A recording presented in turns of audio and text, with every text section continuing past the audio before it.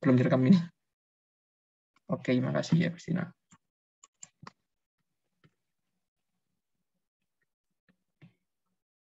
Nah, oke, jadi aku share screen sekarang karena udah direkam. Bismillahirrahmanirrahim.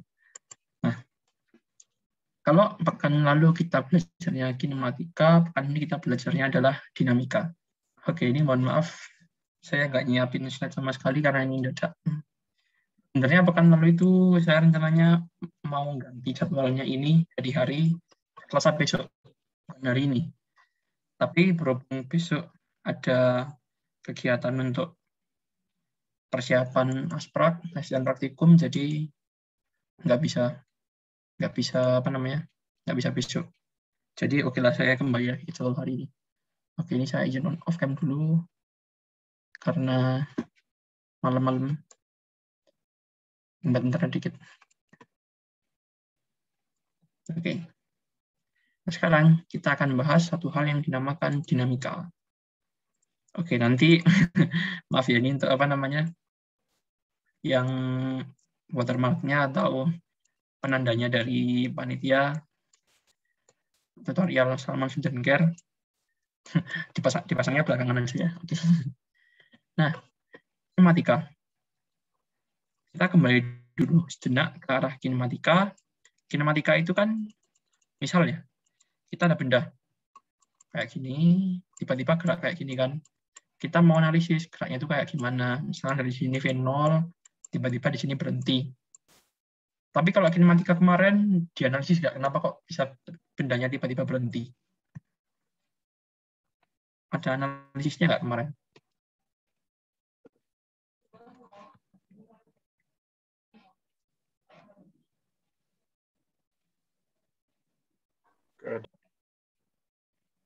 Oke, ya betul.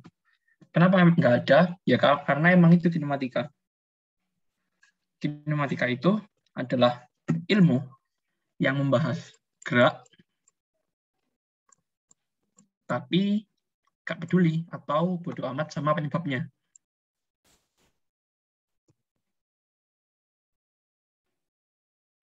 Oke, jadi penyebabnya ini nggak tahu ya, bodoh amat. Nah, beda dengan dinamika. Kalau kinematika tadi kan, kalau tadi berhenti, ujuk-ujuk aja kan berhenti kan. Nggak tahu kenapa kok tiba-tiba berhenti. Nah, kalau dinamika, misal tadi itu balok ya. Ini balok, kecepatan awalnya V0, tiba-tiba berhenti. Nah, ini kenapa kok berhenti? Ini dianalisis. Misalkan karena ada gaya gesek. Jadi kata kuncinya di sini apa? Dinamika itu sama-sama membahas gerak, tetapi penyebabnya juga diperhatikan.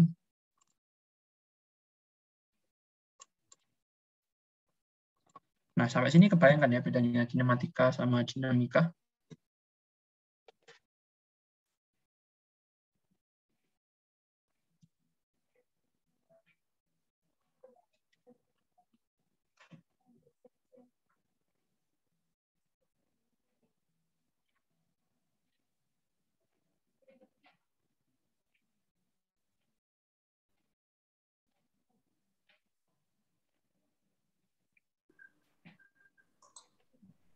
Gimana?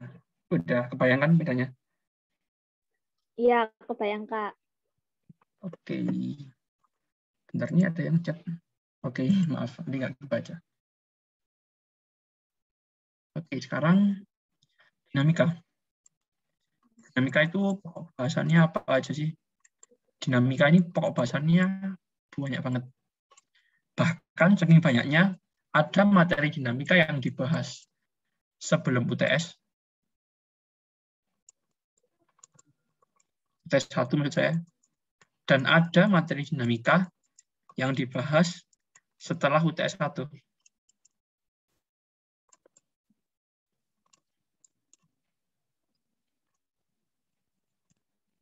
Kalau waktu saya masih TPB tahun lalu, UTS satunya fisika itu kebetulan yang paling dulu, yang duluan, waktu semester 1. Jadi bagiannya ya, banyak lah yang bukan banyak sih, maksudnya sangat banyak. sama banyak antara yang sebelum UTS sama setelah UTS. Oke. Sebelum UTS 1, yang dibahas itu apa? Yang pertama ada dinamika benda titik. Dan juga benda tegar, tapi benda tegarnya ini cuma membahas yang statika atau yang diam. Nah, kalau setelah UTS 1, itu yang dibahas benda tegar yang bergerak.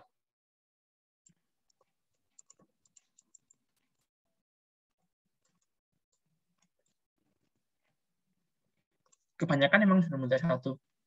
Tapi materi dinamika yang setelah UTS 1 ini yang justru merepotkan biasanya. Lebih merepotkan daripada yang sebelum UTS. Oke, itu jangan lupa absen ya dari panitia. Sampai sini ada yang mau ditanyain dulu? Ini acuannya 2020 ya. Kalau tahun ini silakan sesuaikan sama SAP. Ada yang mau?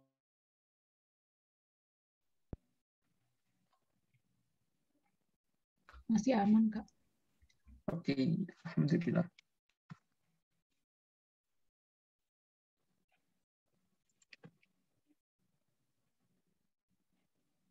Sekarang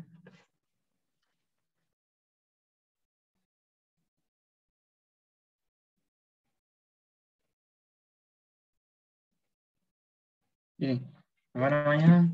Kita langsung aja masuk ke bahasan yang pertama, dinamika benda titik.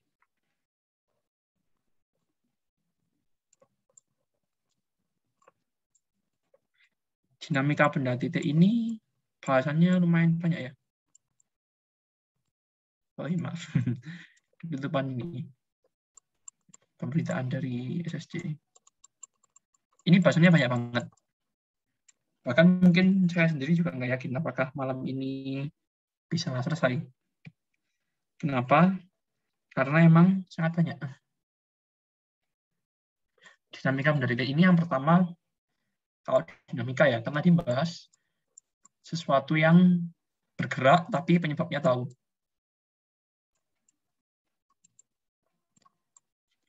Kira-kira penyebabnya gerak itu apa sih? Kok benda bisa bergerak tiba-tiba? Kok benda bisa bergerak itu kenapa? Gaya, Kak. Nah, betul. Penyebabnya ada gaya. Dan kalau gaya berarti kita masuknya ke hukum apa? Hukum Newton, Kak. Oke, sip. Hukum Newton. Penyebabnya gerak adalah gaya, dan gaya mesti kepikirannya bakal ke hukum Newton. Nah, kalau benda titik itu apa benda titik? Benda titik itu adalah benda yang dianggap sangat kecil. Tapi kan yang balok tadi itu besar, Kak. Kenapa kok di buku-buku benda titik?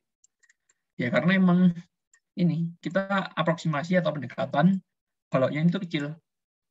Efeknya apa kalau kecil? Misalnya kita mau dorong baloknya di sini atau baloknya di sini, itu sama aja. Sama aja maksudnya dalam artian baloknya nggak bakal guling atau gimana gitu. Kalau misalkan baloknya gede dan memungkinkan untuk guling, misalkan dorong di atas doang, ya itu bakal ribet.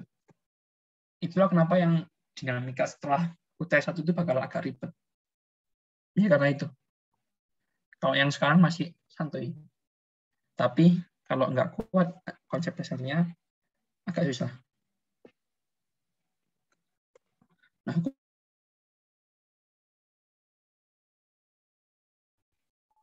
ada 3, Pak. oke, betul. Hukum ada 3. Dan sekarang setelah membahas pengertian dari dinamika dan pengertian dari benda titik, kita akan masuk ke ini, ke hukum Newton. Oke, untuk yang pertanyaan tadi itu, ini ada. Cuma emang sengaja mau saya keep dulu karena ada kaitannya sama ini. Hukum Newton. Hukum Newton, saya mau bahas duluan yang 1. Kenapa ya urutannya? 1, 2, 3. hukum Newton 1 ini membahas tentang apa sih? Oke, kira-kira kalau di SMA ini bunyinya gimana hukum Newton 1 itu? Sigma F sama dengan Sigma F sama dengan? 0. Oke, sigma F sama dengan 0. Kalau kejadian kayak gini, efeknya apa ke benda? Benda akan selalu diam apabila nggak ada. Benda dalam keadaan diam atau kecepatan konstan. Oke, sip. Benda akan selalu diam kalau dia diam. Oke, ini perlu digarisbawahi, selalu diam kalau dia diam, dan bergerak dengan kecepatan konstan.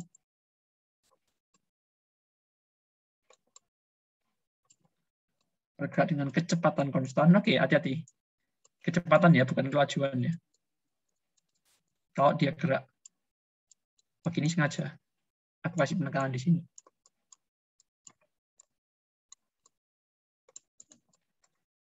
Bergerak dengan kecepatan konstan kalau dia gerak. Loh, emang kenapa kok harus dikasih penekanan kayak vektor gini? Kecepatan gitu. Ya itu emang ada gunanya. Gunanya apa? Ada beberapa kasus yang soalnya itu agak menyebab. Contoh. Misalkan ini benda bergerak melingkar beraturan. Kan dia bakal punya kelajuan konstan kan? Tapi apakah dia arahnya tetap?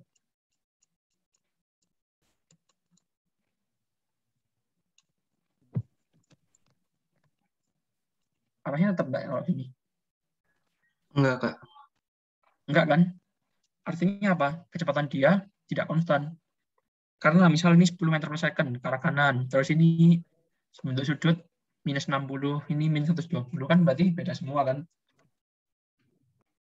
Nah, dan kenapa ini kok bisa beda? Pasti di sini ada gaya. Gayanya namanya gaya sentripetal. Oke, tapi kalau yang ini gaya sentripetal itu apa? Ya meskipun di S akan didetailkan lagi nanti waktu di ITB ini. Ini adalah contoh yang kelajuannya konstan, kecepatannya nggak konstan.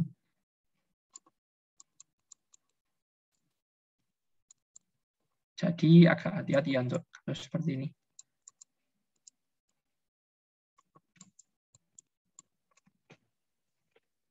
Sampai sini apakah aman? Aman, Kak. Oke. Aman, Pak.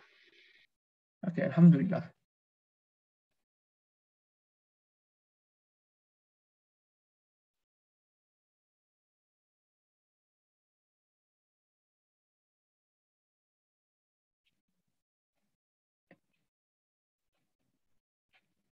Bentar ya. Di sini ada yang SITHR nggak? Ada, Kak. Saya SITHR, Kak. Kelas berapa?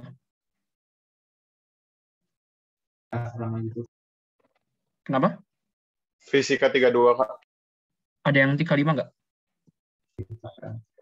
Nah, tapi itu masalah. Ada, Kak. Saya 34, Kak. Oh, nggak ada yang 35 ya?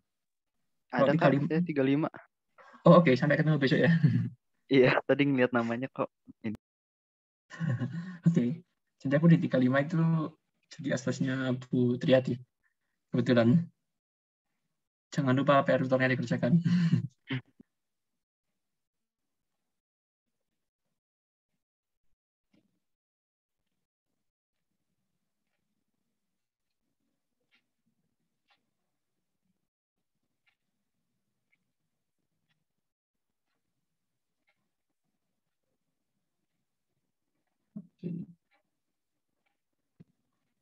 Nah, mari kita lanjut. Bahasan berikutnya tadi hukum 1 Newton. Tapi apakah penerapan soal di ITB segampang itu? Tentu saja tidak. Kalau gampang nggak mungkin kemarin ada video yang dosen tanya, Anda mahasiswa ITB apa bukan? Itu nggak mungkin ada. Lalu, tapi susah apa sih? susah apa sih bahas Newton itu kok sampai ada yang kayak gitu masalah vektor. Nah, sebenarnya nggak susah. Asal ya itu tadi, teman-teman paham dengan konsepnya vektor. Oke, maaf. Ini kembali lagi ke sebelumnya. Ini kan sigma F sama dengan 0. Kita kan tahu, yaitu misalkan vektor. Artinya apa? Semua operasi di sini harus diselesaikan dengan vektor. Sigma F sama dengan 0. Ya, ini harus diselesaikan dengan besaran vektor. Efeknya apa? Ya, operasinya juga harus operasi vektor.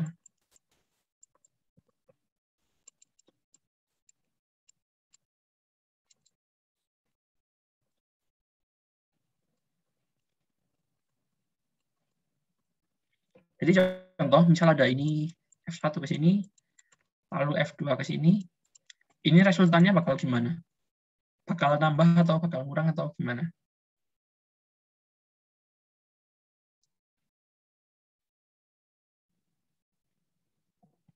Ada yang mau anotit juga mungkin. Ini bakal kayak gimana? Resultannya bakal nambah atau bakal kurang? Bakal nambah ya, Pak. Nambah. Bakal nambah? Oke, betul, bakal nambah. Jadi kalau mau resultannya, oke, ini pakai warna beda aja deh. Bentar. Ini F2 ke sini. Kalau mau tahu F1 plus F2, ini pasti ini F1,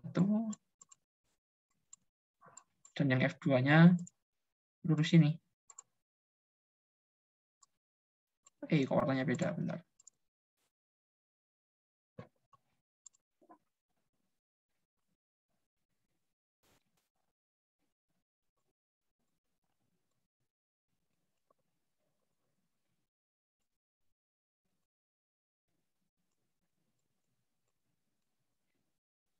Nah, ini contoh operasi vektornya kan ya.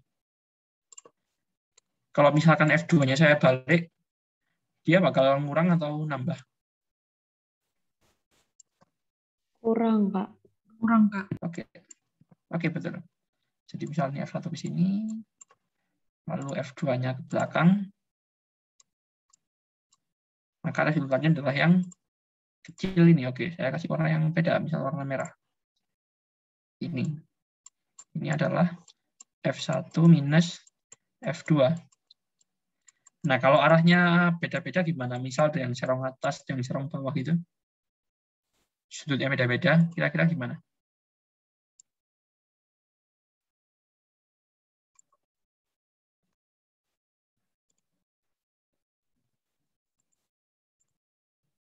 Pakai metode apa kalau misalkan arahnya nggak teratur gitu, ada yang ke atas, ada yang ke bawah, ada yang ke samping gitu. Diproyeksikan, Kak. Oke, bagus. Yang paling enak yang pakai proyeksi. Seperti contohnya pada soal yang ditanyakan teman Anda. Ya, benar ya.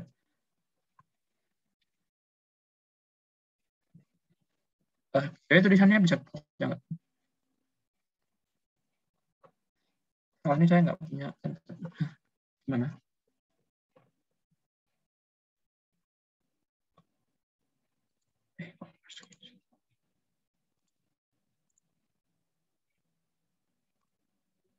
Halo? Soalnya bisa dibaca nggak? Kok soalnya, maaf. Tulisan saya bisa dibaca nggak? Bisa, Kak. Bisa, Kak.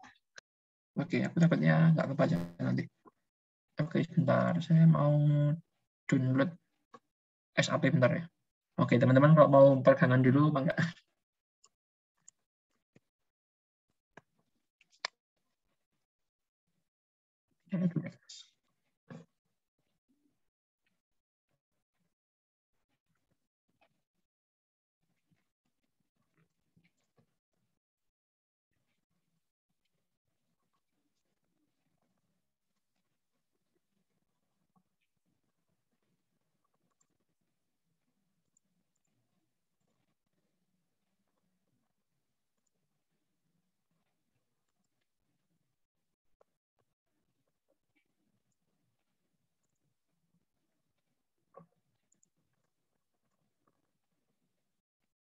Wow.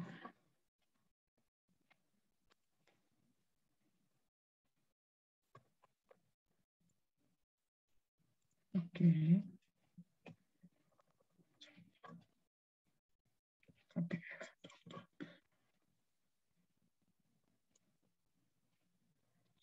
Oke, sebentar saya ingin share screen lagi. Nah, kebetulan barusan saya download ini SAP Vidas. Oke, tapi ini tadi kenapa kok saya login dulu, ini bahaya. Karena saya downloadnya dari kelas yang akun Asdos. Nah, ini untuk KBF. Nah, sekarang namanya cuma kuis bersama ya. Kalau dulu saya namanya kuis bersama fakultas. Kenapa kok singkatannya pada KBF akhirnya? Itu 1 Oktober. Pengalaman tahun lalu, kuis bersama itu biasanya nggak diambil nilainya. Karena banyak error. Tapi nggak tahu kalau tahun ini. Kemudian ujian 1, oke ini masih lama. Sabtu 23 Oktober. Dan kebetulan ini sepertinya yang paling akhir di antara semua matkul TPB.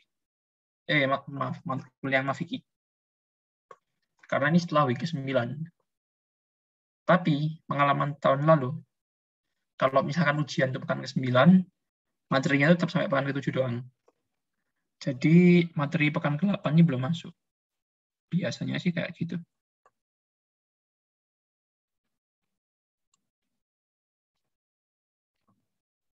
Oke, bentar. Saya bacain dulu kenapa biar nggak offset.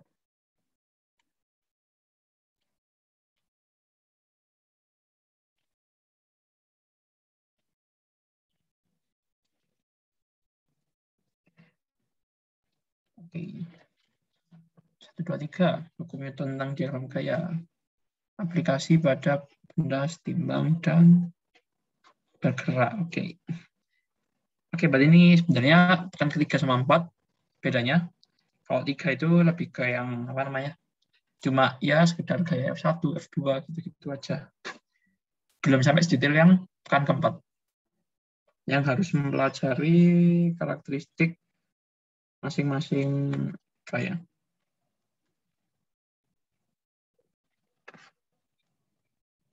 Oke, tapi nggak apa-apa. Saya coba klik pelan-pelan. Nah, ini contohnya yang beda-beda itu kayak gini ya. Maksudnya yang arahnya beda-beda. Ya. Gaya ini biasanya muncul pas kapan sih? Kalau teman-teman nggak asing lagi, ini biasanya muncul di kasus yang katrol. Jadinya ada benda, terus ada katrol 2 di sini.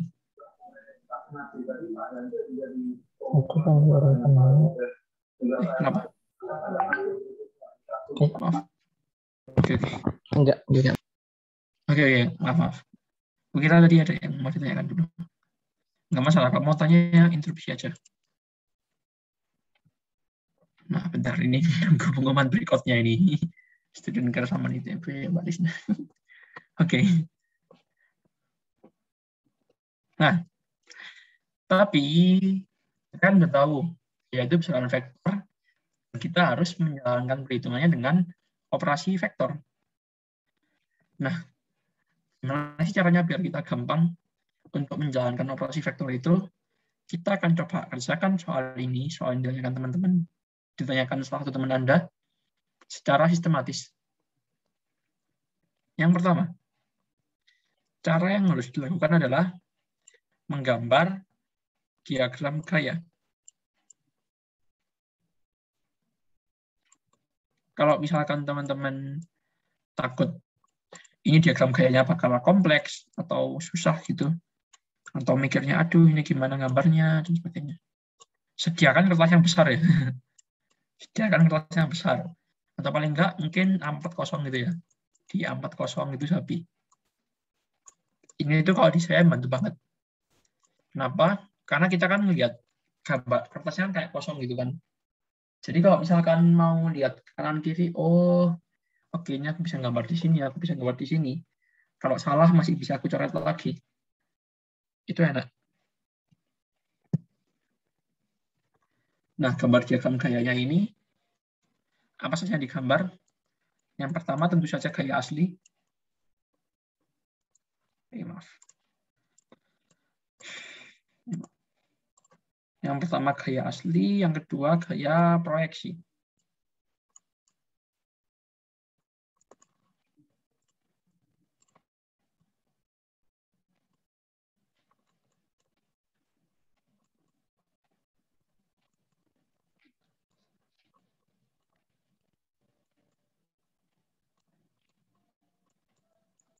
Oke, kita gambar dulu gaya aslinya. Gaya aslinya kan seperti ini. Bentar. Ini ada W. Kemudian di sini ada T1 dengan sudut 45 derajat terhadap sumbu X.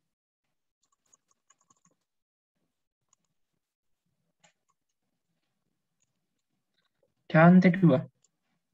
Sudutnya 60 derajat. Oke, maaf kalau nggak terlalu sama. Anggap saja kayak gini. Gaya yang proyeksi. Kalau teman-teman kesulitan, kecampur gaya proyeksi sama gaya yang bukan proyeksi, teman-teman bisa pakai cara bedakan warna pen. Misalkan yang proyeksi, yang asli itu warna hitam, yang proyeksi warna biru, itu silakan. Tapi kalau misalkan waktu ujian, oke, mungkin saya nggak terlalu rekomendasikan ini. Kenapa? Karena ujian di ITB itu disetting waktunya mepet. Apalagi teman-teman sendiri, untuk yang ITB ini, saya pernah mendaftar ujian bakal isi untuk UTS-nya. Beda dengan tahun lalu yang pilihan ganda.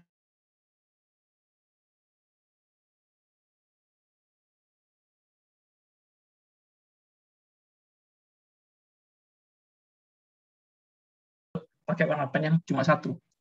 Yang membedakan warna pen ini cuma buat latihan aja gitu.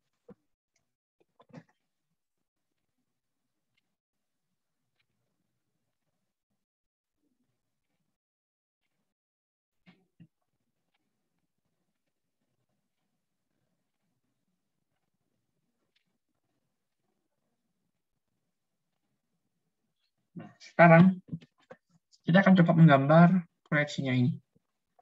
Oke, ada pertanyaan lagi. Proyeksinya itu ke sumbu mana? Proyeksi itu biasanya bakal dibuat ke sumbu X, Y, Z. Atau ke sumbu yang enak.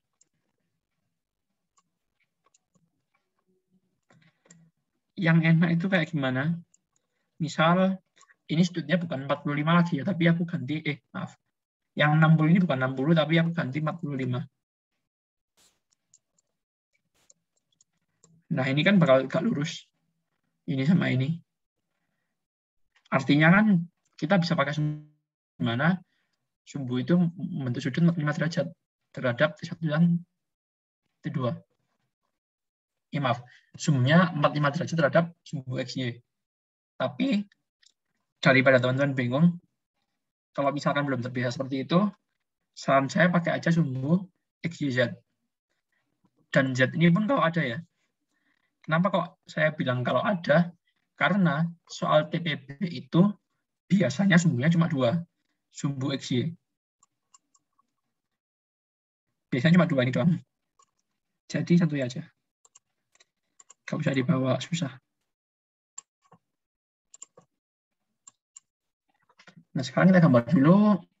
Kita buat di sumbu X positif, sumbu Y-nya ke arah atas yang positif. Sekarang kita mau buat proyeksi dari T1. Untuk sumbu X, dia T1 gimana? Cos apa sin 45? Cos. Oke, cos 45. Yang sumbu Y?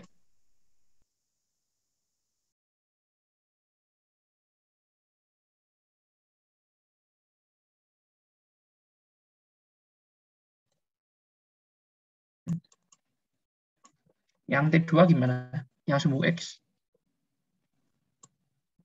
T2 cos 60. Oke, betul. Langsung Bu Y. T2 sin 60. Oke. Kita sudah gambar proyeksinya juga. Sampai sini aman enggak?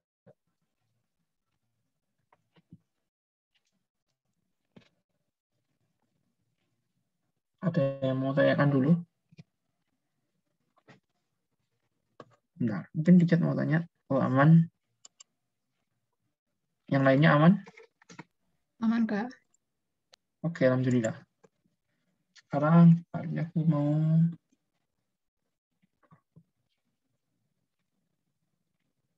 apa namanya? Mau copy soalnya dulu lagi.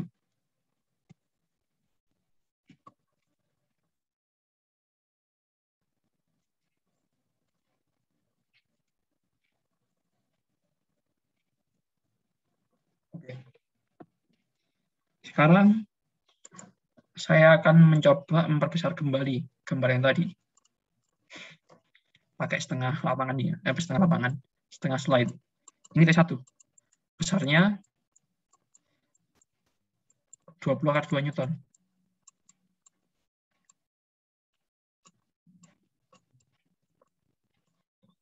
Kemudian ini 45 derajat.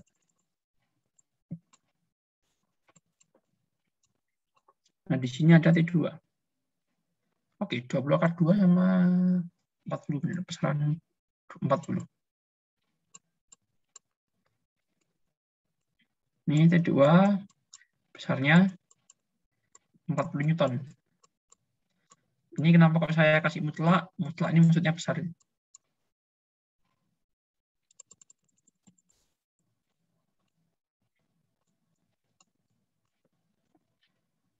Nah, kemudian di sini ada W.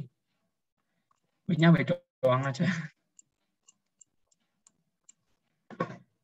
Proyeksinya ini T1 cos 45. Nggak usah dikasih besar dulu, nggak masalah. Yang sin 45.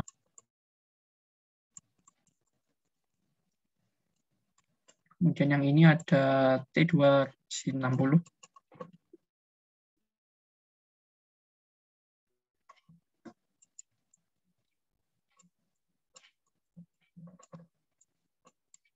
Dan yang ini T2 cosinus 60. Oke. Setengah kedua, oke benar. Nah, kalau misalkan ini isi, jangan lupa kasih embel-embel ide. Jadi sebelum gambar kayak gini, sebelumnya kasih dulu pengantar diagram gaya sistem memberikan apa gitu ya, memberikan kayak gini, oke. Jadi kalau isi buat kayak gini, diagram gaya memberikan gimana. Kenapa dibuat kayak gini? Ya disengaja. Biar ide teman-teman itu tersalurkan di isi. Jadi dosen yang mengoreksi itu nggak bingung. Atau alur berpikirnya bisa dibaca gitu.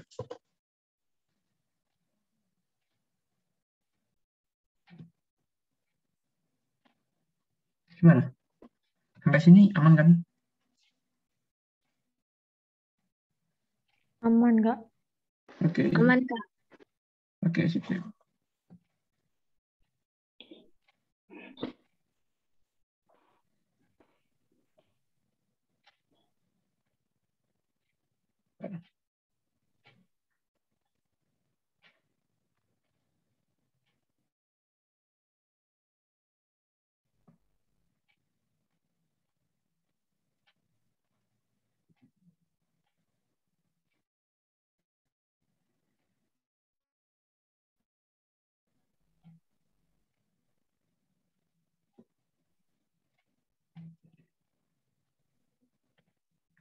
Menit. Bentar, saya tadi masih ambil napas bentar. Oke. Sekarang kita akan masuk setelah menggambar diagram gaya beserta proyeksinya, kita akan masuk ke langkah kedua.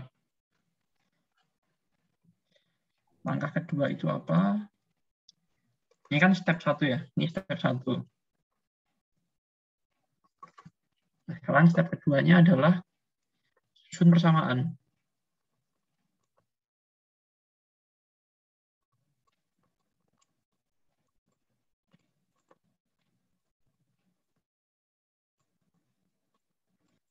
Susun persamaan hukum Newton.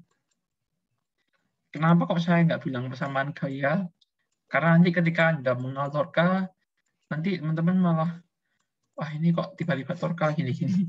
Ntar bingung. Makanya aku kok sengaja menuliskan langkahnya susun persamaan hukum Newton.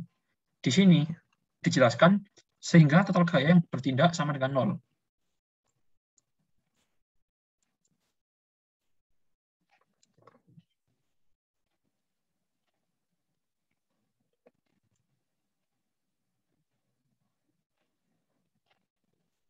Artinya apa? Di sini pasti berlaku hukum Newton 1.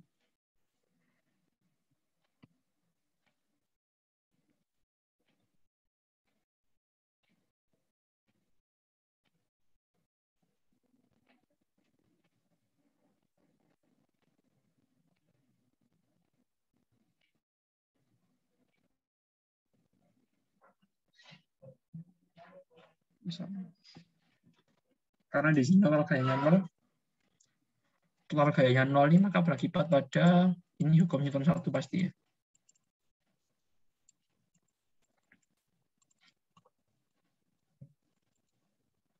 Oke, ini biar nggak terlalu penuh. Ini aku rapiin bentar.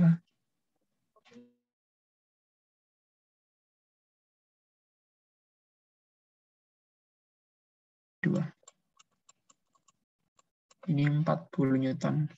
Nah, sekarang hukum Newtonnya kita harus analisis dulu ya. Oh, ini hukum Newton 1. Berarti tulis di kertas lembar jawaban karena di soal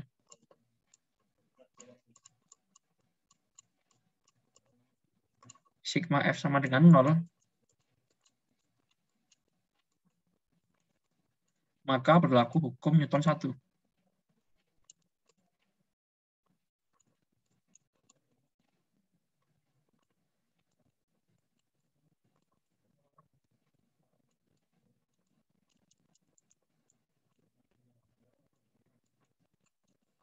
Nah, sekarang di sini persamaan ditulis mana aja? Sebenarnya kan butuh tulis semuanya ya, X, Z. Cuma karena di sini Z-nya nggak ada, dan yang di arah X ini juga ketahuan, pasti 0. Kalau nggak percaya, kita coba aja. Ini kan T1 cos 45. T1 kan 20 akar 2 dikali kosinusnya. Setengah akar 2, berarti kan jadinya 20 kan. Yang di sini 40 kali cos 60 setengah, kan juga 20. Berarti kan yang sumbu X ini pasti 0. Nah, sekarang kita tulis saja yang di sumbu Y. Persamaan hukum Newton 1 di sumbu Y memberikan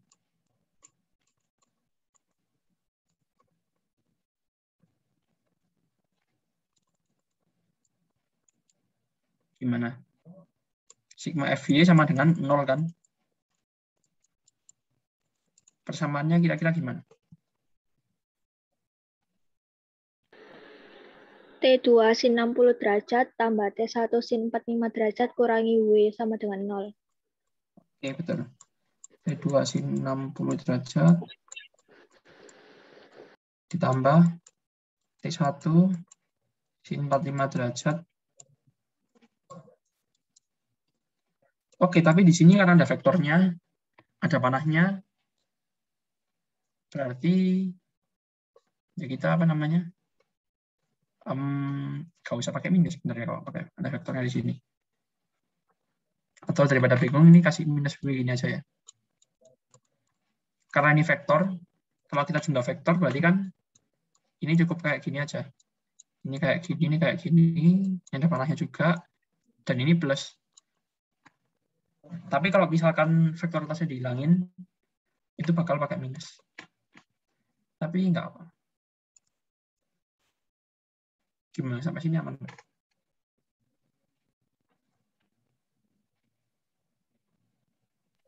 Aman, Kak. Oke, ini kasih nama persamaan 1. Jangan lupa tiap persamaan kasih nama. Tiap ganti nomor soal, kasih urut persamaannya dari 1 lagi. Nah, sekarang kita mau ganti W-nya itu menjadi 2 kali semula, berarti 2W.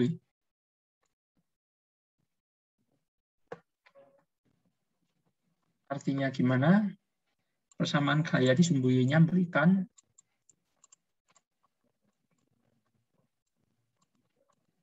kan sama kayak tadi ya berarti. T2 kosinus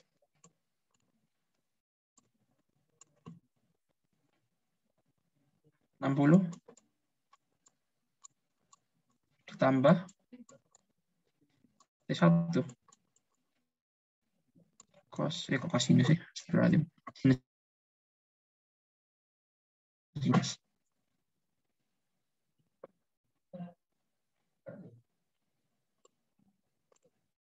Nah, tapi di sini hati-hati.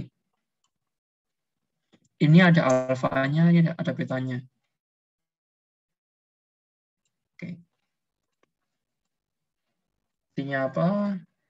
Di sini berarti gayanya bukan lagi T1 sama T2, tapi T1-nya menjadi alfa T1, T2-nya menjadi beta T2. Berarti kan jadinya T1, tapi ada alfanya, berarti alfa T1 sinus 45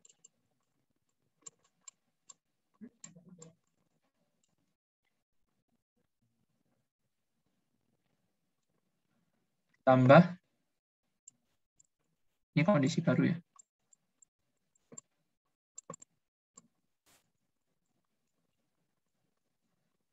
Beta T2 kosinus sinus 60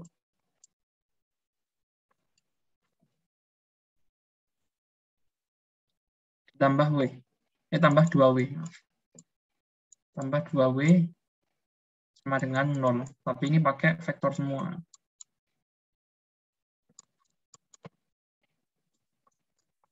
Nah, kemudian persamaan gaya sumbu X-nya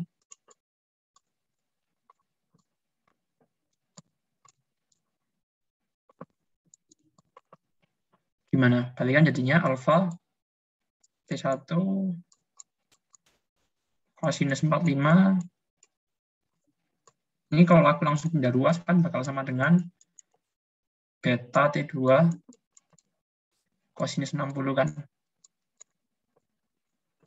Oke, ini persamaan 2, maaf. Artinya gimana? 1,45 sama T2 kosinus 60 ini kan sama semua. Kayak tadi kan juga sama di sini. Jadi di sini hilang, ini hilang. Artinya didapat alfa sama dengan beta. Ini persamaan ketiga.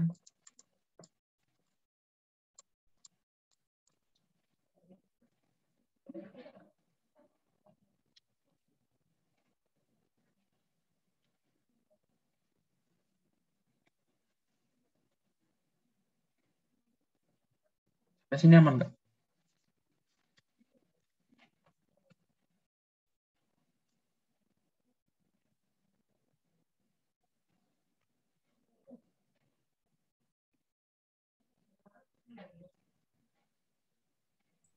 Mau nanya Kak itu, kenapa W-nya positif? Di sini aku kasih vektor di atasnya. Karena kan hakikatnya kan sigma itu penjumlahan. Walaupun arahnya ke bawah gitu ya. Cuma kalau misalkan aku ambil nilainya nanti bakal minus. Oh iya benar-benar. Oke. Thank you. Makasih. Terima kasih juga. Hati-hati Saya di Kak, situ. izin bertanya Kak. Oke, Bang. Kalau misalkan sin tuh apakah selalu buat sumbu Y dan kosul apakah selalu buat sumbu X apa gimana? Oh, itu nggak selalu ya. Tergantung nanti soalnya kayak gimana. Karena bisa jadi buku atau dosen itu iseng sudutnya dipindah ke sini. Dipindah ke sini gitu. Intinya yang jelas, misal di sini ada sudut. Ya kalau di depannya itu pakai sin. Kalau di samping pakai cos. Intinya ini sih. Oke, Kak. Makasih Kak. Terima kasih juga. Bentar, ada yang ngechat. Boleh diulang pas kondisi baru, oke. Pas kondisi baru, itu W-nya dijadikan 2 kali semula. Artinya di sini bakal W-nya jadi 2W. Oke, ini kayaknya aku tulis di sini deh. Ini 2W. Tapi di sini ada alfa sama betanya. Artinya gimana? T1 ini harus dikalikan alfa. T2-nya harus dikalikan beta. Kemudian nanti akan diuraikan sumbu X, sumbu Y. Nah, sumbu Y-nya kan ini kan. Alfa T1 sin 45 tambah beta T2 sin 60. Ini kalau vektor, karena ini masih vektor, berarti kan ditambah 2W sama dengan 0. Nah, sumbu X-nya ini kan ada alfa T1 cos 45 sama dengan beta T2 cos 60. Nah, kan kita tahu T1 cos 45 kan sama dengan T2 cos 60. Jadi dapat kesimpulan alfa sama dengan beta. Itu gimana? Oh ya Kak, mohon maaf izin bertanya lagi. Kenapa yang itu yang persamaan biaya sumbu X-nya alfa T1 cos 45 sama dengan B T2 cos 60? Oh iya, ini aku tadi cutting ya. Cutting maksudnya langsung kupotong tadi. Jadi ini kan di sini kan ada alfa T1 cos 45.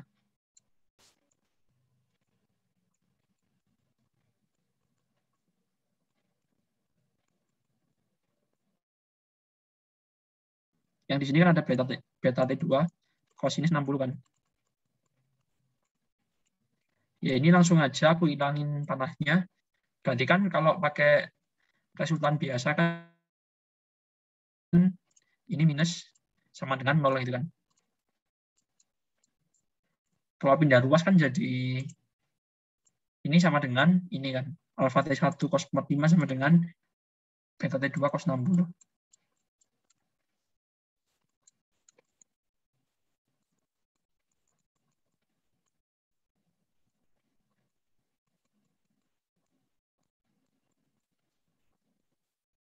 Makanya nanti dapat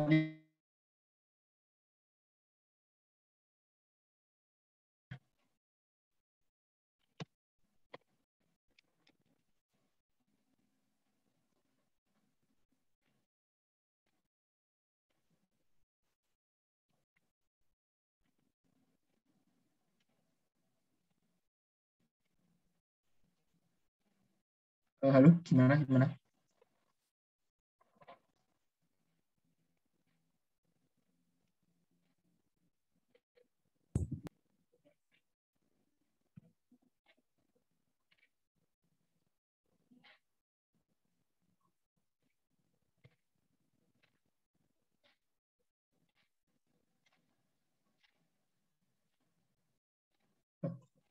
Tiga ternyata.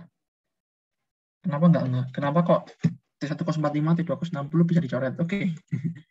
Lagi-lagi ini aku trespass. Oke, maaf. Maaf aku suka trespass karena aku kadang kepikirannya, oh ini pasti udah paham. Oke, nggak apa-apa, maaf. Ini kan kalau aku masukin angkanya ya.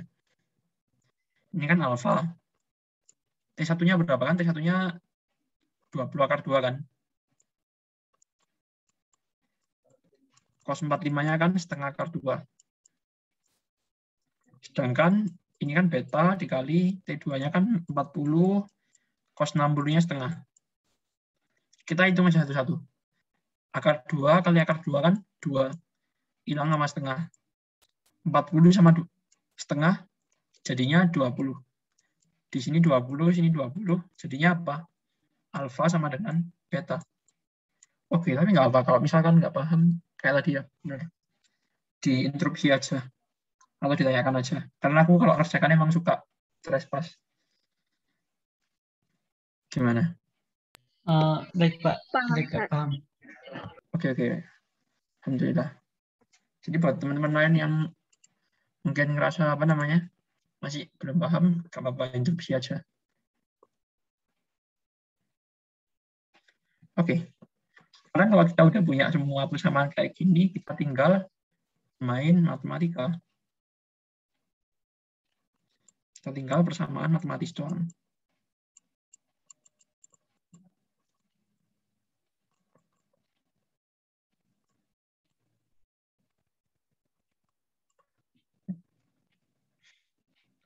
Oke, sekarang kita kumpulkan dulu semua persamaan.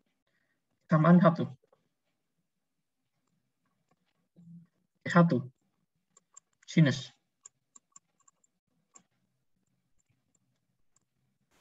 Berapa? Sinus 45.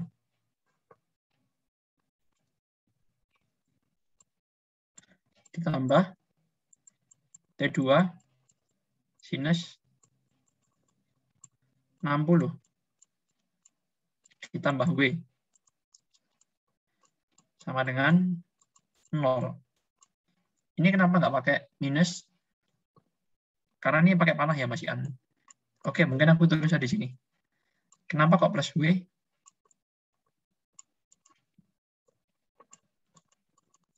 Karena di sini masih vektor.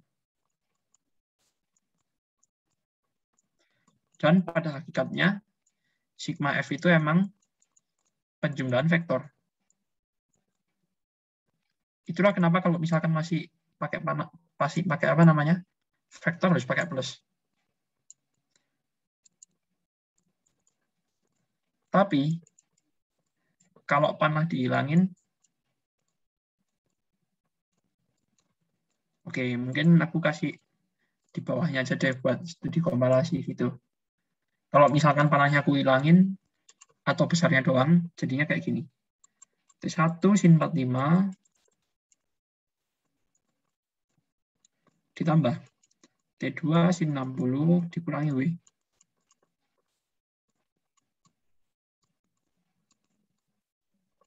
Sama dengan 0. Sampai sini paham kan bedanya atas sama yang bawah?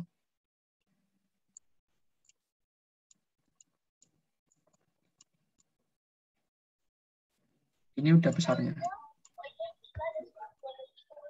Ada yang mau tanyain nggak? Lewat mic, boleh lewat chat. Tapi saranku lewat mic sih, biar cepat.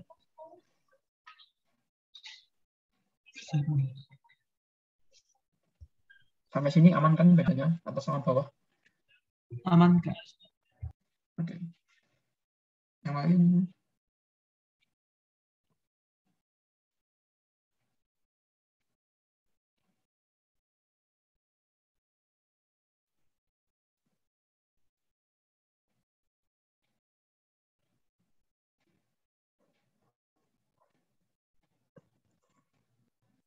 Oke.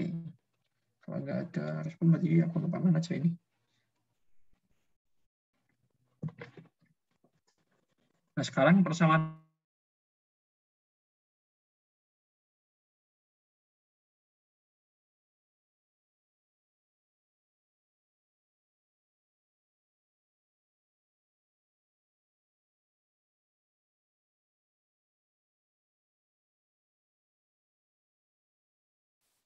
sinus 60 ditambah 2W sama dengan 0. Dan persamaan ketiga, alfa sama dengan beta. Sampai sini aman? Aman, Kak. Ya, alhamdulillah. Boleh izin Sekarang, bertanya? oke. Kan persamaan 2 tuh di sumbu Y ya kan Kak? Nah persamaan 3 di sumbu X. Nah kalau persamaan 1 tuh tadi apa ya? Di sumbu Y tapi yang awal banget, yang masih belum 2W. Oh iya siap, makasih Kak. Ya,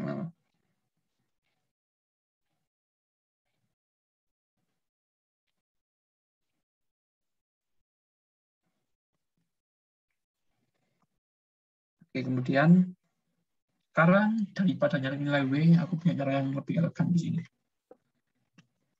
Persamaan 1 itu bisa diubah.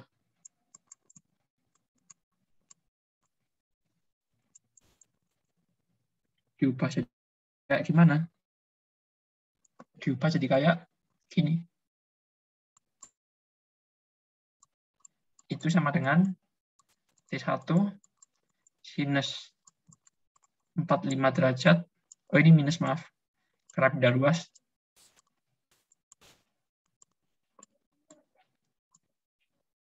Dikurangi T2 sinus 60 derajat.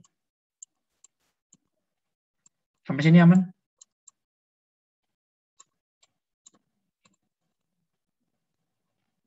Ini persamaan keempat. Sampai sini gimana? Kak, itu masih bentuk vektor.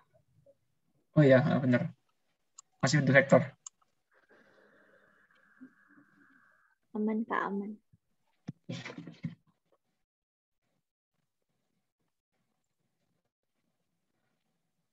Taruhnya aku rapiin dikit.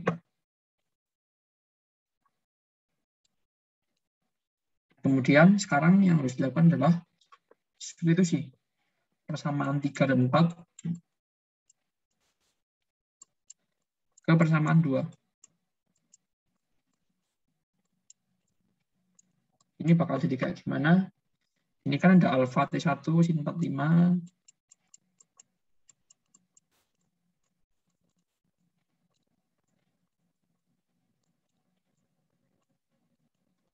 Ditambah beta T2 sinus 60. Oh, ini kan beta sama dengan alfa kan, tapi artinya langsung aja ini bakal jadi alfa.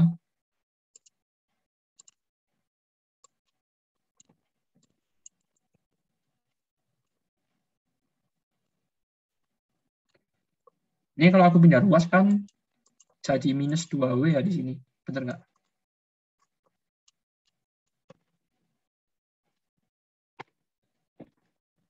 Bener, Kak.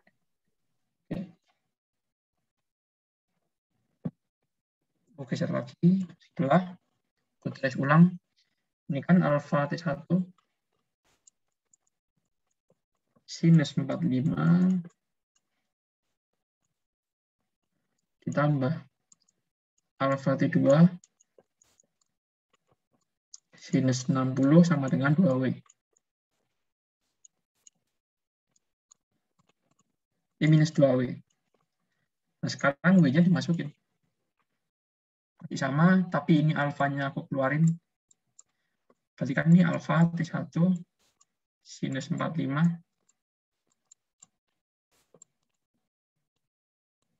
tambah alfa.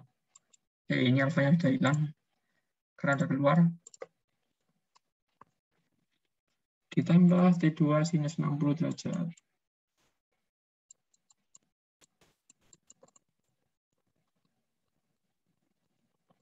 Sama dengan minus 2 dikali W-nya. W-nya kan minus T1 sin 45 min 2 sin 60 kan. Ini kan sama kayak minus 1 dikalikan T1 sin 45 tambah T2 sin 60 kan.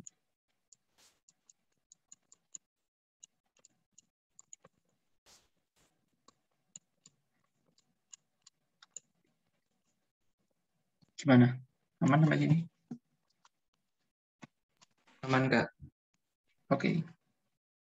Nah, ini kan ada T1 sin 45 tambah T2 sin 60. Yang sebelah sini juga T1 sin 45 tambah T2 sin 60. Artinya apa? Enggak perlu dihitung. Langsung aja.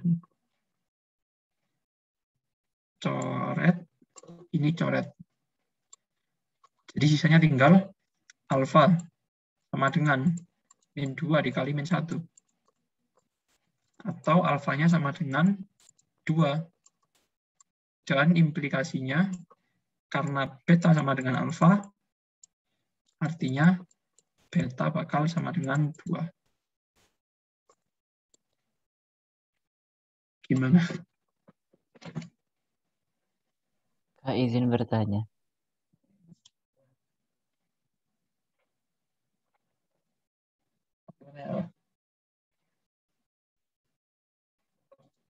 Kak mau nanya yang itu. Sebelah mana? Yang tadi yang disubstitusiin persamaan. Oh, yang ini.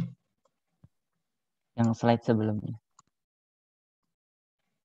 Yang mana? Nah, yang ini, yang persamaan keempat. Disubstitusiin ke persamaan kedua itu. Iya, kenapa? Nah, itu kok bisa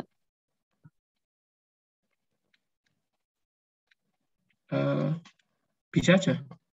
Oh, ini tapi bentar, substitusinya yang di slide sebelahnya ini. Yang ini masih slide ketiga, slide. Ini persamaan 3 kedua yang ini. Oke, misalnya persamaan 5 gitu ya. Lalu di sini persamaan 4 ke persamaan 5.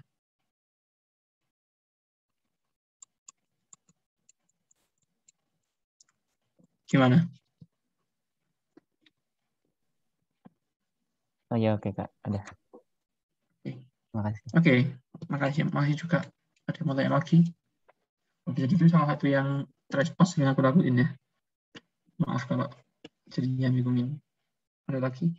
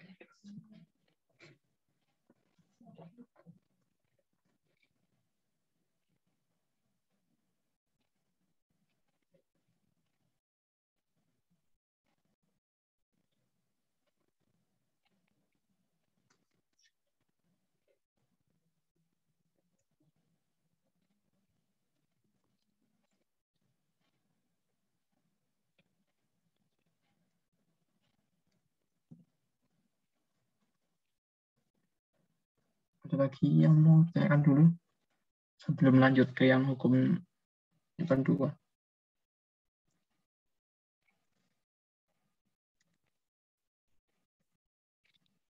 Gimana? Aman nggak? Aman, Kak. Oke.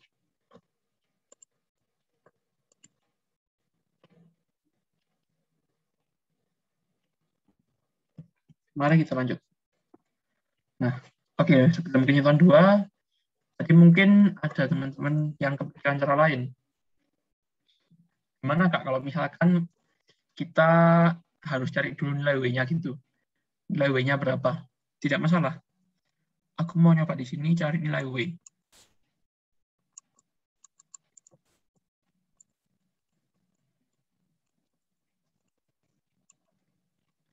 Nah, kalau nilai W, kayak tadi kan ya, dari persamaan yang sumbu yang pertama, itu kan kita punya T2, T1 dulu, maaf, T1 sinus 45,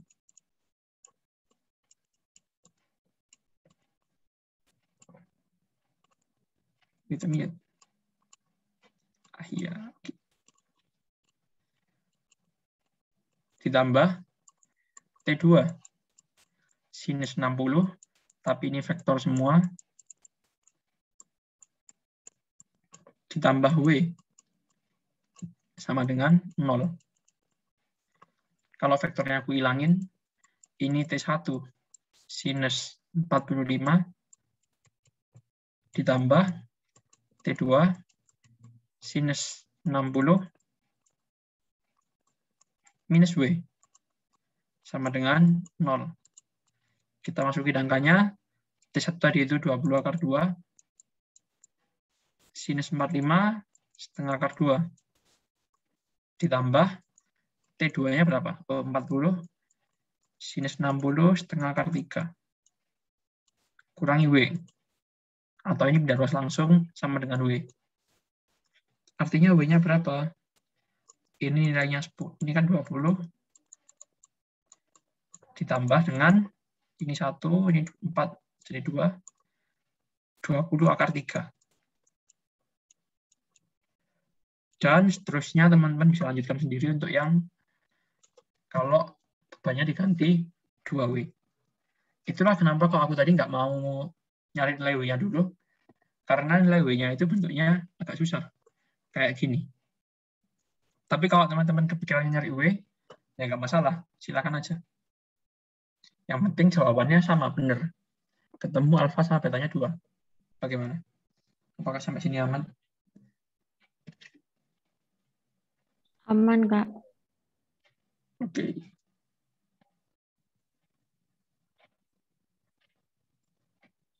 Mari kita lanjut lagi. Nah, kan hukum Newton 1. Oke, mohon maaf kalau ini bahasanya lama banget. Tadi masih bahas yang itu. Sekarang kita masuk ke hukum Newton 2. Kalau di SMA dulu gimana teman-teman diajarin hukum Newton 2? Sigma F sama dengan M kali A, Pak. Oke, kalau di SMA kita belajarnya sigma F sama dengan M kali A. A sama dengan sigma F per M. Oke, bisa juga seperti itu. Tapi yang paling sering kan sigma F sama dengan M kali A. Atau ya kalau mau dirubah kan juga sama kan ya. A sama dengan sigma F per M. Tapi kalau di TLB, argumen seperti ini tidak sepenuhnya benar. Karena nggak sepenuhnya sesuai apa yang diomongin sama Pak Newton. Hukum Newton 2 itu sebenarnya adalah ini. Sigma F sama dengan dP per dt. Atau perubahan momentum linier terhadap waktu. P ini momentum linier ya.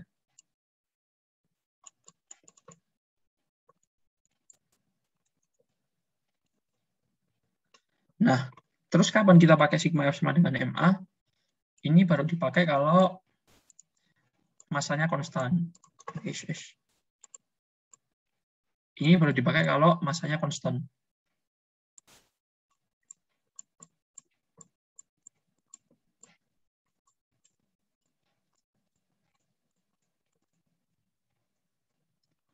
Buktinya kayak gimana?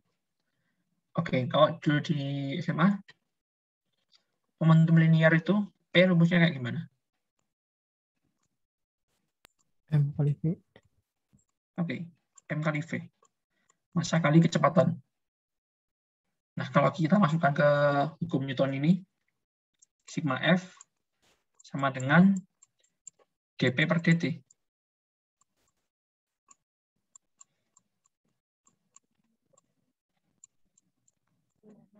Nah, kita tahu P-nya ini kan sama dengan M kali V.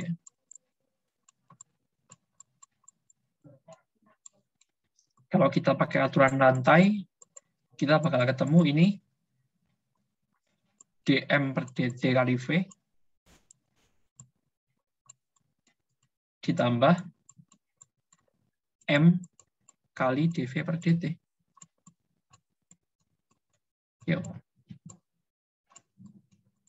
Sebenarnya hukum Newton 2 itu kayak gini bentuknya. Jadi sekarang tahu kan ya, kalau misalkan ada benda, misalnya apa namanya, teman-teman punya kotak, atau gini deh, teman-teman lagi menggelinding, lagi naik ski di salju. Terus saljunya itu gumpal, atau numpuk di bawahnya skinya itu. Kan rasanya tambah berat gitu kan ya, mau gerak. Yaitu karena ada perubahan massa terhadap waktu. Atau kalau enggak mungkin misal apa namanya? Coba teman-teman bawa galon atau ember gitu, tapi bawahnya bolong. Kan lama-lama kan tambah merasa ringan gitu kan. Itu karena ada perubahan massa. Nah, kalau massanya konstan,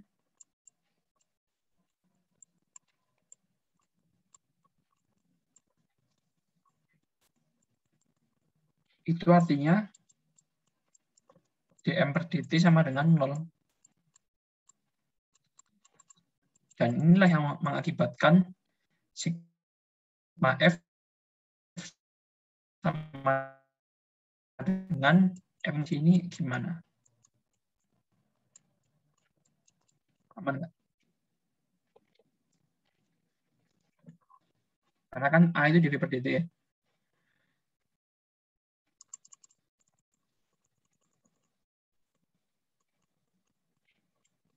Aman, Kak. Ya, oke, yang lain ada yang mau tanya dulu? Mungkin? Mau nanya, Kak. Oke, Bang. Kalau di soal-soal ITB, biasanya cenderung menggunakan cara yang umum yang kayak di SMA atau yang pakai turunan ini dp per dt? Kalau di TPB, dosennya tuh, Kak. Kalau di TPB santai. Maksudnya konstan biasanya. Masih konstan ya? Okay. Masih konstan. Kalau di sini masih konstan ya. Cuma kalau misalkan nanti waktu bahas yang momentum, tiba-tiba bahas gerak roket, nah itu udah bukan konstan lagi masanya. Atau kalau di jurusan fisika nanti, atau mungkin di apa ya? Ya di McFlu bisa jadi mungkin. Itu udah bisa jadi masanya nggak konstan.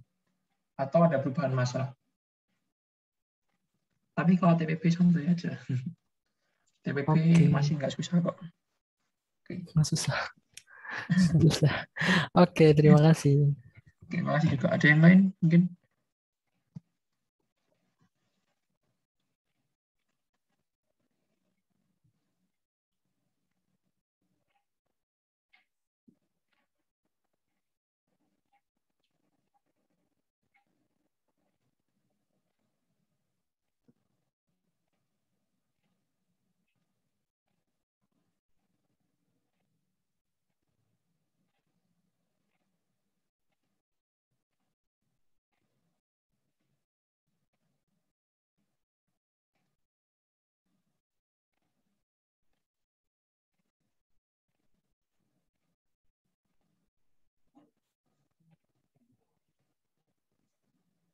Apakah bisa lanjut dulu? Bisa, Kak. Oke.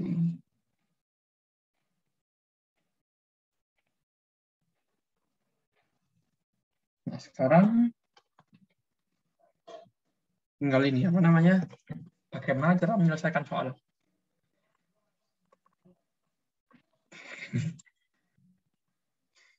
Oke, maaf. Menyelesaikan soal hukum Newton 2. Pada dasarnya, ini sama aja kayak yang hukum Newton 1.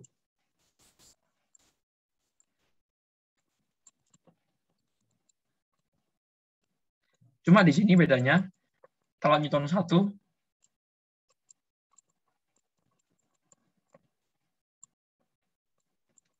kita kan gini kan ya, apa namanya? Positif itu kalau X-nya ke kanan, atau Y-nya ke atas. Ya kan? Biasanya kayak gini kan?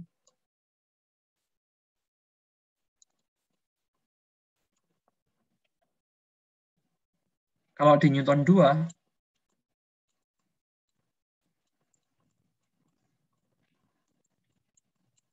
positifnya itu yang sesuai arah gerak.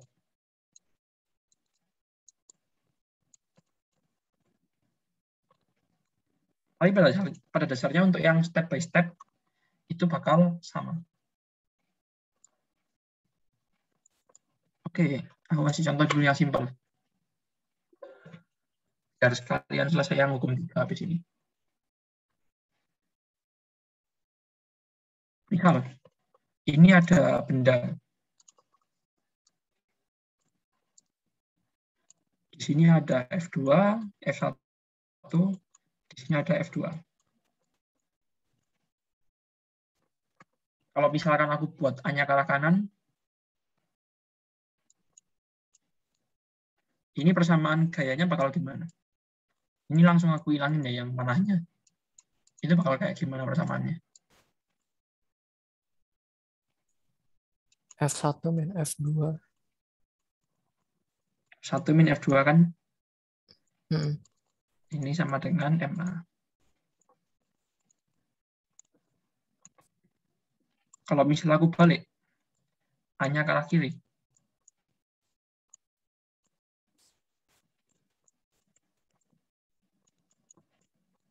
Ini bakal jadi kayak gimana? F2 min F1 sama MA. Oke, betul. F2 min F1 sama dengan M kali A. Nah, tapi yang jadi masalah di beberapa soal, arah A itu kadang diketahui, kadang tidak diketahui.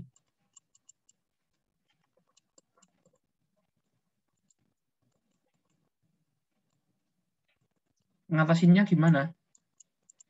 Kalau yang diketahui, bisa langsung pakai yang diketahui itu arahnya kemana. Misal ke kanan, ya ke kanan. Tapi kalau enggak, buat aja arahnya bebas.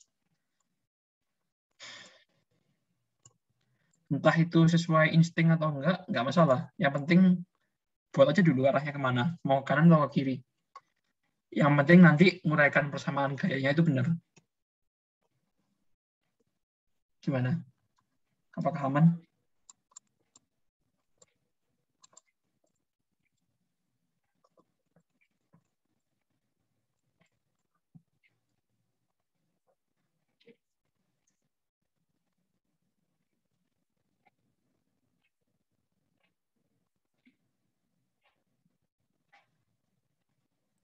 Aman, Kak. Kak, izin bertanya. Enggak. Kalau arah dari A ditentukan sama arah dari gaya netonya, enggak, Kak? Nanti. Oh, ditentukan di soal ya maksudnya? Oh, enggak. Pas ngerjainnya misal belum ditentukan arah A-nya. Nanti gaya netonya ke mana gitu. A-nya searah atau enggak, Kak? Searah sama gaya netonya atau enggak ya? Terserah kalau itu. Itu terserah. Oh. Cuma yang jelas ini, kalau misalkan didapat misalkan nilai A-nya itu positif, ya berarti arahnya benar.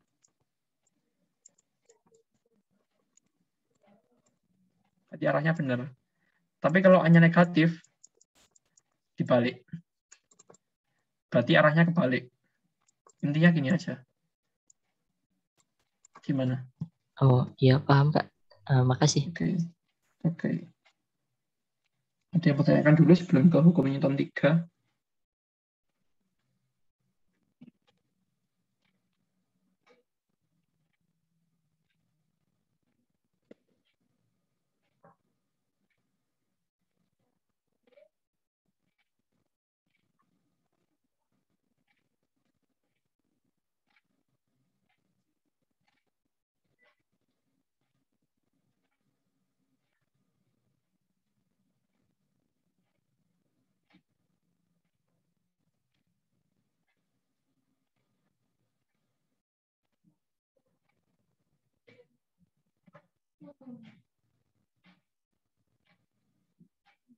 Apakah sampai sini aman? Aman, Kak. Oke. Terakhir, ada hukum Newton 3.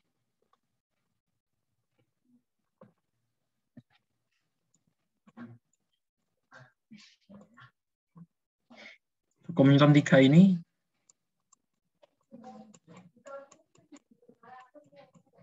ini kalau di SMA dulu bahasanya gimana? F aksi sama dengan min F reaksi. Oke. F aksi sama dengan F minus F reaksi.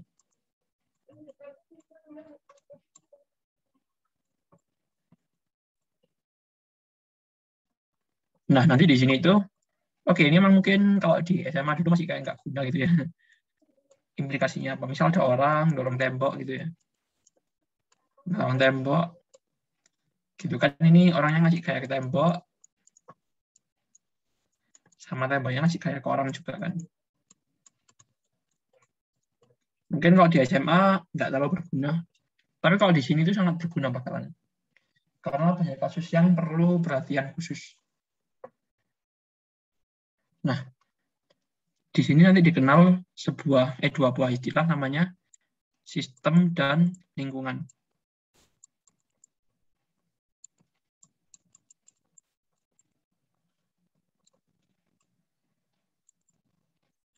Contohnya gimana? Misal, ini ada lantai, ada dua balok bersentuhan.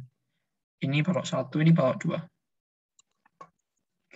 Nah, balok 1 ini bakal ngasih sentuhan ke arah balok 2. Kalau di sini berarti, kebalik yang di sini.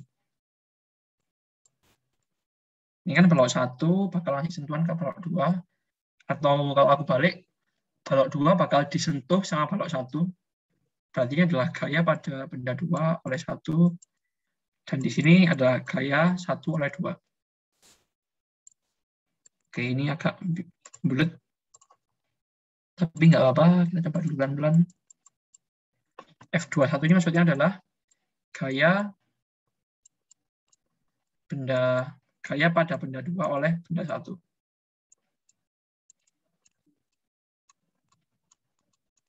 Ini definisinya selalu kayak gini ya. Jadi hati-hati jangan salah kebalik.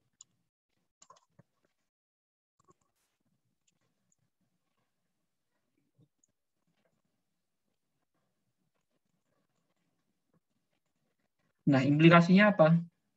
Dua gaya ini adalah gaya yang aksi-reaksi.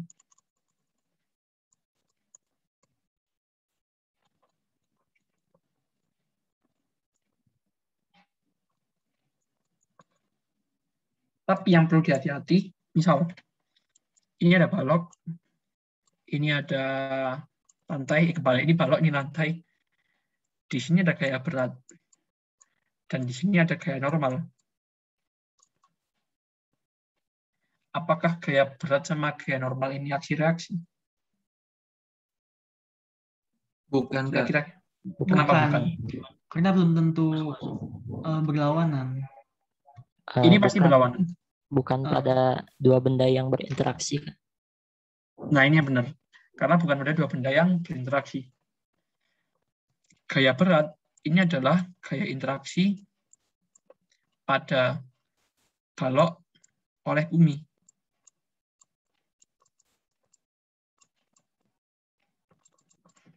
Nah, gaya normal ini gaya pada balok oleh lantai. Kan bendanya beda kan ya? Sedangkan kalau aksi reaksi itu cuma melibatkan dua benda yang berinteraksi. Itulah kenapa N sama W ini bukan aksi reaksi.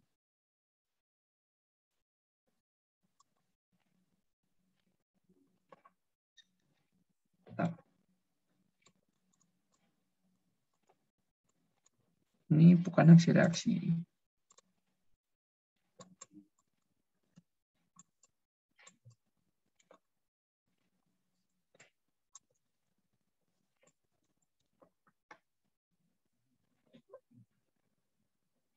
Sekarang bahas sedikit. Ini maaf, bakal absen sedikit, minta apa.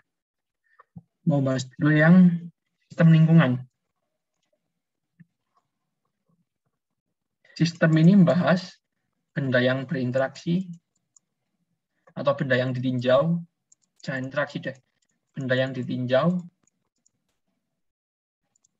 Dan lingkungan itu bahas di luar sistem atau yang tidak ditinjau.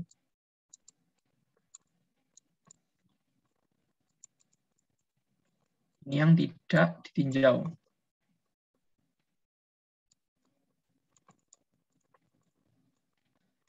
Efeknya apa? Misal, kalau kita meninjau sistem balok 2, untuk yang balok dempet tadi, ini kalau persamaan gaya bakal ada yang gaya normal ini dong. F21. Ini yang kasus yang tadi ya, ini 1, ini 2. Kalau misal di sistem 1 atau balok 1, itu gayanya bakal ada yang F12 ini doang. Tapi kalau dibahas sistem total, ini 1, ini 2, ini kan ada 2 gaya ya. Harus dimasukin semua. F21 ini F12. Sayangnya, bukan sayangnya ya, karena ini aksi reaksi, artinya F21 ditambah F12 itu bakal sama dengan 0. Artinya, ya ini saling menghilangkan, nggak ada resultannya. Nah, sini apakah aman?